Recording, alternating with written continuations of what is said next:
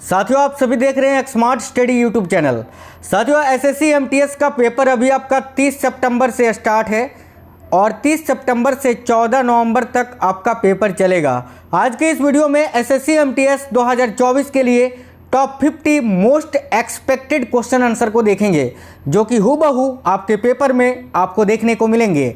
और ये साथियों एक्सपेक्टेड क्वेश्चन का पहला ही सेट है, तो कंप्लीट आपको देखना है। और आज से डेली आपको एसएससी एमटीएस के लिए बहुत ही इंपॉर्टेंट एक्सपेक्टेड क्वेश्चंस के क्लासेस मिलेंगे। तो आपको शुरू से अंत तक, जब तक आपका पेपर नहीं होता है तब तक आपको सारे क्लासेस देखना है, क्योंकि हर एक क्लास में, हर एक वीडियो में मैंने बहुत ही इंपॉर्टेंट और सिलेक्टेड क्वेश्चन ही ऐड किया है। केवल इंपॉर्टेंट और selected question according to new syllabus and new pattern. तो चलिए फिर बिना देरी किए हुए क्लास को शुरू करते हैं, देखते हैं क्वेश्चंस। देखिए, पहला क्वेश्चन आपकी स्क्रीन पर है। जब वातावरण में कार्बन डाइऑक्साइड में वृद्धि हो जाती है तो इसके कारण क्या होती है या क्या होता है? ये जो रिक्त स्थान है इसको भरना है। तो ध्यान से देखिए, आपने पढ़ा होगा जब वातावरण में कार्बन डाइऑक्साइड गैस में वृद्धि होती है तो भाई ग्लोबल वार्मिंग होता है, यानी वायुमंडल में जो तापमान होता है वो बढ़ जाता है। तो देखिए, करेक्ट आंसर होगा option number D, global warming. याद रखिएगा, ऑप्शन नंबर डी करेक्ट आएगा। अगला क्वेश्चन है, गांधी जी ने इनमें से किस वर्ष में अहमदाबाद में सूती मिल श्रमिकों के साथ लेकर एक सत्याग्रह का आयोजन किया था? काफ़ी इंपॉर्टेंट क्वेश्चन है। तो याद रखिएगा, गांधी जी ने किस वर्ष में? तो भाई 1918 में। याद रखना, 1918 में अहमदाबाद में सूती मिल श्रमिकों के साथ लेकर एक सत्याग्रह किया था। याद रखना। और पेपर में ये क्वेश्चन ऐसे भी पूछा जाता है कि महात्मा गांधी जी ने अपना पहला भूख हड़ताल कब किया था? तो भी यही वाला अहमदाबाद मिल आंदोलन में। याद रखना, जो कि 1918 में हुआ था। ठीक है, तो राइट आएगा ऑप्शन नंबर ए, 1918। निम्नलिखित में से किस महासागर में देखिए टॉरेस जलद मरुमध्य स्थित है? यानी इनमें से वो कौन सा महासागर है जहां टॉरेस नामक जलद मरुमध्य स्थित है? तो याद रखिए, प्रशांत महासागर में। करेक्ट आएगा ऑप्शन नंबर ए, प्रशांत महासागर। देखिए, अगला क्वेश्चन है, वार्षिक सूरजकुंड शिल्प मेले की मेजबानी निम्नलिखित में से कौन सा राज्य करता है? अब देखिए, प्रत्येक वर्ष जो है सूरजकुंड शिल्प मेला आयोजित होता है। आपको बताना यह है कि ये जो वार्षिक सूरजकुंड शिल्प मेला है इसकी मेजबानी कौन सा राज्य करता है? तो भाई करेक्ट आएगा साथियों ऑप्शन नंबर ए, हरियाणा के फरीदाबाद में। तो करेक्ट आएगा यहाँ आपका ऑप्शन नंबर ए, हरियाणा। अगला क्वेश्चन है, an era of darkness the British Empire in India नामक पुस्तक के लेखक या लेखिका कौन है? वेरी इंपॉर्टेंट क्वेश्चन, ध्यान से देखिएगा। An era of darkness the British Empire in India नामक पुस्तक के लेखक कौन है? तो भाई शशि थरूर, जिनको साहित्य अकेडमी पुरस्कार मिला था 2019 में। देखिए, ये पुरस्कार और सम्मान, ये जो लेखक वगैरह हैं, ये साहित्य अकेडमी वाला तो एसएससी बहुत ज़्यादा पूछता है, तो याद रखना। ठीक है, शशि थरूर को 2019 में साहित्य अकेडमी पुरस्कार मिला था। ठीक है, चलिए आगे देखिए। नेक्स्ट क्वेश्चन है, निम्नलिखित में से कौन अलाउद्दीन खिलजी के दरबारी कवि थे जिन्होंने प्रसिद्ध कविता हस्त बहिष्त लिखी थी? बहुत इंपॉर्टेंट क्वेश्चन है। तब इनमें से कौन अलाउद्दीन खिलजी के दरबारी कवि थे जिन्होंने प्रसिद्ध कविता हस्त बहिष्त लिखी थी? तो देखिए, करेक्ट आएगा ऑप्शन नंबर डी, अमीर खुसरो ने। आपसे डायरेक्ट क्वेश्चन ऐसा भी पूछा जा सकता है कि हस्त बहिष्त कविता के लेखक कौन थे? तो करेक्ट आएगा अमीर खुसरो। ठीक है, चलिए अगला क्वेश्चन है, टेबल टेनिस की उत्पत्ति कहाँ हुई थी? ये जो टेबल टेनिस खेल है इसकी उत्पत्ति कहाँ से हुई थी, किस देश से? तो याद रखिए, इंग्लैंड से। ऑप्शन नंबर ए करेक्ट आएगा, इंग्लैंड। आगे देखिए, ताजमहल आगरा शहर में, ठीक है, किस नदी के तट पर स्थित है? अब देखिए, ताजमहल जो है आगरा शहर में स्थित है। आपको बताना है कि किस नदी के तट पर। तो सिंपल सा क्वेश्चन है, आप बताओगे सर यमुना नदी के किनारे पर स्थित है। तो देखो, करेक्ट आएगा ऑप्शन नंबर डी, यमुना। अगला क्वेश्चन है, किसी देश के भीतर उत्पादित सभी अंतिम वस्तुओं और सेवाओं के मूल्य को क्या कहा जाता है? काफ़ी इंपॉर्टेंट क्वेश्चन, ध्यान से देखिए। किसी देश के भीतर उत्पादित सभी अंतिम वस्तुओं और सेवाओं के मूल्य को क्या कहा जाता है? तो भाई जीडीपी कहा जाता है साथियों, याद रखना। ऑप्शन नंबर ए करेक्ट आएगा, जीडीपी कहा जाता है। चलिए नेक्स्ट क्वेश्चन देखिए। सिंधु नदी, देखिए सिंधु नदी संधि 1960 के अनुसार भारत सिंधु नदी प्रणाली का कितना पानी इस्तेमाल कर सकता है। देखिए क्वेश्चन बहुत ही इंपॉर्टेंट है, ध्यान से देखिएगा।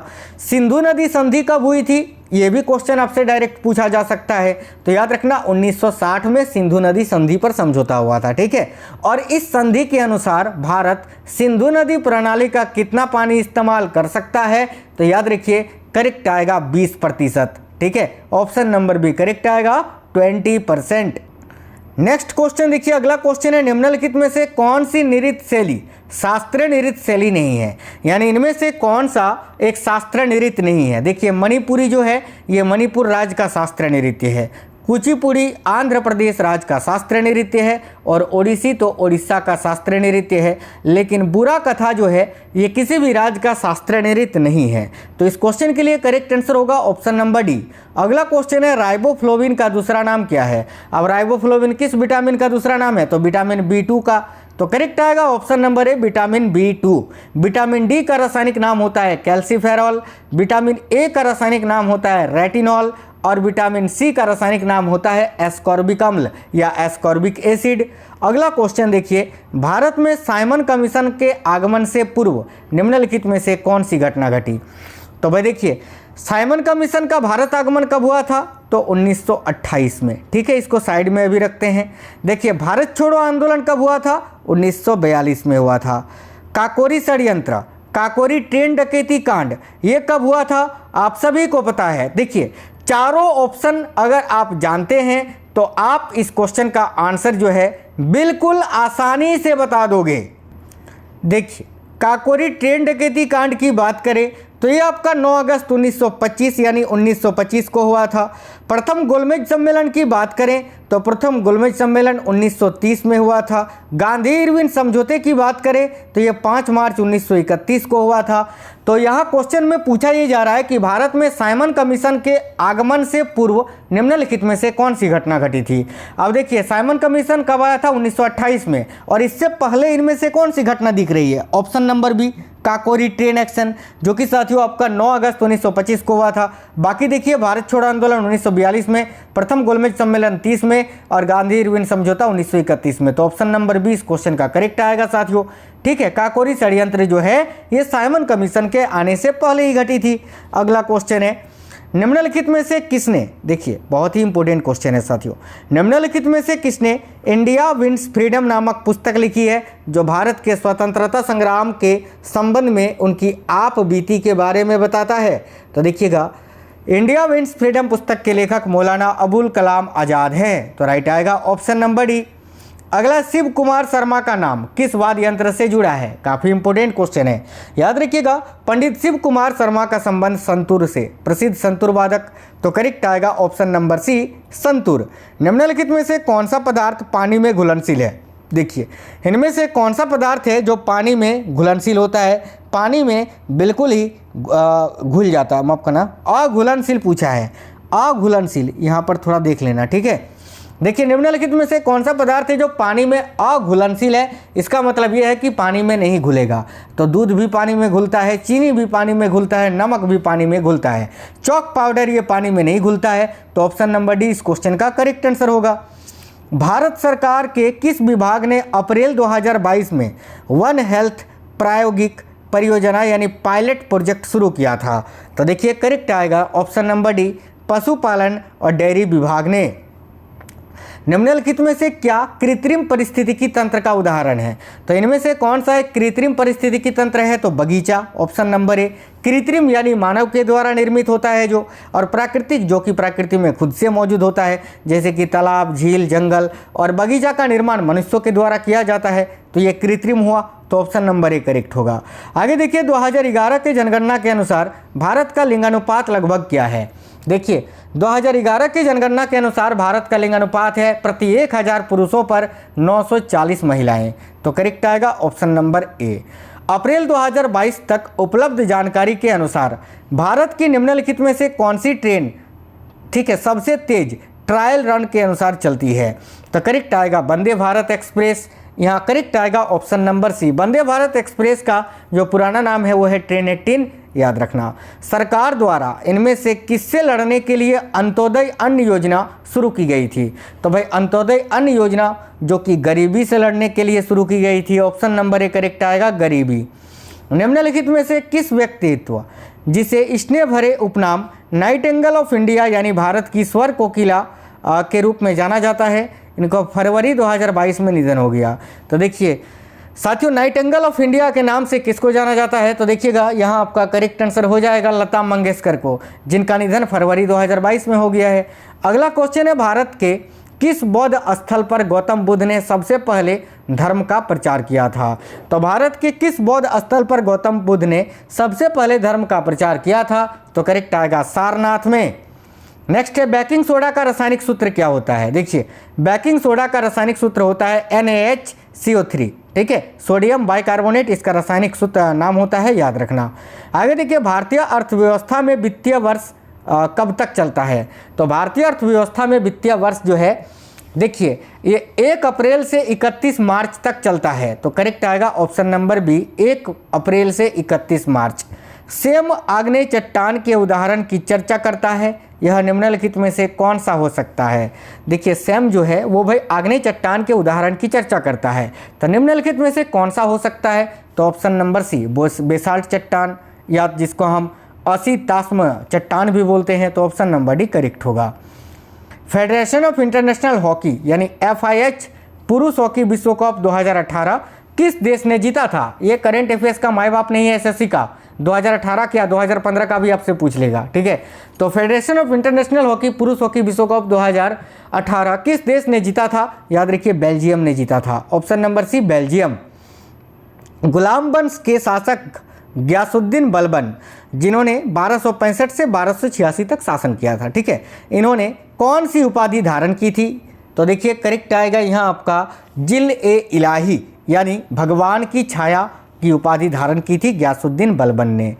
अगला क्वेश्चन है, व्यपगत के सिद्धांत का प्रतिपादन निम्न में से किसके द्वारा किया गया? देखिए व्यपगत के सिद्धांत का प्रतिपादन निम्न में से किसके द्वारा किया गया? तो करेक्ट है लॉर्ड डलहौजी के द्वारा, याद रखिएगा। लॉर्ड डलहौजी की बात करें तो ये 1848 से लेकर 1856 तक भारत के गवर्नर जनरल रहे थे, याद रखिएगा। आगे देखिएगा 1846 में ब्रिटिश साम्राज्य और इनमें से किसके बीच लाहौर की संधि पर हस्ताक्षर किए गए थे? तो 1846 में ब्रिटिश साम्राज्य और महाराजा दलीप सिंह, याद रखना, महाराजा दलीप सिंह के बीच जो है लाहौर की संधि पर हस्ताक्षर किए गए थे, याद रखना। निम्नलिखित में से कौन सी भारतीय रेगिस्तान की एकमात्र बड़ी नदी है? तो भारतीय रेगिस्तान की एकमात्र बड़ी नदी है लूनी नदी, याद रखना, ऑप्शन नंबर बी करेक्ट आएगा साथियों, लूनी नदी आपको याद रखना है। देखिए Modi government new surge of communalism पुस्तक के लेखक कौन है? तो भाई याद रखिए यहाँ आपका करेक्ट आएगा Sitaram Yechury, option number B इस क्वेश्चन के लिए करेक्ट आएगा सीताराम येचूरी, याद रखना। ओडिसी नृत्य शैली मूल रूप से किस राज्य से संबंधित है? सिंपल सा क्वेश्चन है, उड़ीसा से। चलिए आगे देखिए, नेक्स्ट है, निम्नलिखित में से किस राज्य के राज्य विधानसभा में 2 सदन हैं? तो भाई इनमें से वो कौन सा राज्य है जिस राज्य के विधानमंडल में 2 सदन हैं? तो देखो करेक्ट आंसर होगा ऑप्शन नंबर ए महाराष्ट्र में। मार्च 2022 तक उपलब्ध जानकारी के अनुसार भारतीय संविधान में भारतीय नागरिकों के कितने मौलिक कर्तव्य हैं? तो मौलिक कर्तव्यों की बात करें संख्या है 11, ऑप्शन नंबर डी करेक्ट होगा 11। ऐहोल इनमें से किसकी राजधानी थी? तो करेक्ट आएगा चालुक्यों की, साथियों याद रखना चालुक्यों की राजधानी थी ऐहोल में। अगला क्वेश्चन देखिए, कोणार्क नृत्य उत्सव भारत के किस राज्य में मनाया जाता है? तो कोणार्क नृत्य उत्सव भी उड़ीसा में ही मनाया जाता है। कोणार्क में विशाल सूर्यदेव मंदिर है ना। आगे देखो देखिए टंकेश्वर हजारिका, ठीक है, बोर बयान को भारत के किस शास्त्रीय नृत्य में उनके उत्कृष्ट योगदान के लिए वर्ष 2018 का संगीत नाटक अकादमी पुरस्कार प्रदान किया गया? तो भाई याद रखना सत्रिया नृत्य के लिए। सत्रिया नृत्य की बात करें तो यह भारत का 8वां और अंतिम शास्त्रीय नृत्य है और सत्रिया भारत के असम राज्य का शास्त्रीय नृत्य है। क्वेश्चन आपसे डायरेक्ट ऐसा भी पूछेगा कि टंकेश्वर हजारिका बोरबयान का संबंध किस नृत्य से है, तो आपको आंसर करना है सत्रिया। आगे देखिए 2011 की जनगणना के अनुसार निम्नलिखित में से कौन सा भारत का सर्वाधिक जनसंख्या वाला महानगर या शहर है, तो भाई देखो करेक्ट आएगा मुंबई, ऑप्शन नंबर बी। अगला क्वेश्चन है सावी। देखिए सावी क्वासी ओरकर से पीड़ित है। सावी जो है भाई क्वासी ओरकर से पीड़ित है। यह निम्नलिखित में से किसकी कमी के कारण होता है, तो देखिए क्वासी ओरकर नामक बीमारी जो है ये साथियों किसकी कमी से होती है, तो भाई विटामिन डी की माफ करना प्रोटीन की कमी से होती है ना, प्रोटीन की कमी से। ऑप्शन नंबर बी करेक्ट आएगा, विटामिन डी की कमी से। तो साथियों वो जो बीमारी होती है वो तो ऑस्टियोपोरोसिस होता है ना। देखो प्रोटीन की कमी से क्वासी ओरकर नामक बीमारी होती है। निम्नलिखित मौर्य शासकों में से किसने 261 ईसा पूर्व में कलिंग का युद्ध लड़ा था, तो भाई राइट आंसर होगा साथियों, याद रखिए अशोक ने, option number B Ashok.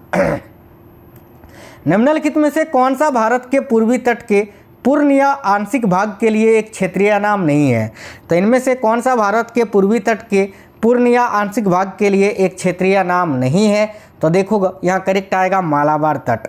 Malabar तट की यहाँ बात करें तो देखो मालाबार केरल राज्य में अवस्थित पश्चिमी घाट और अरब सागर के बीच प्रायद्वीपीय भारतीय प्रायद्वीपीय के पश्चिमी तट के समानांतर एक संकीर्ण तटवर्ती क्षेत्र है। ठीक है, बाकी ये देखिए तमिलनाडु तट, उत्कल तट, कोरोमंडल तट, ये सभी भारत के पूर्वी तट के पूर्ण या आंशिक भाग के लिए क्षेत्रीय नाम है।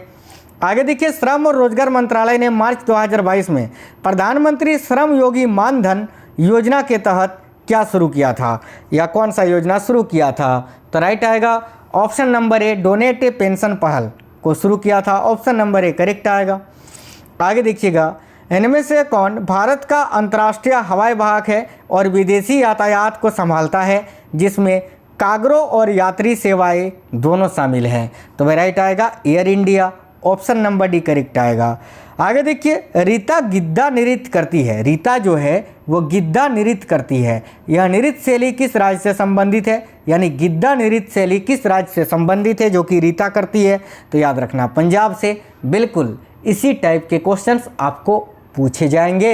अगला क्वेश्चन देखिएगा ध्यान से, UEFA यूफा यूरोपीय फुटबॉल चैंपियनशिप 2020 की विजेता टीम कौन सी थी, देखिएगा यहाँ आपका करेक्ट आंसर क्या होगा, याद रखिए Italy, option number D correct आएगा।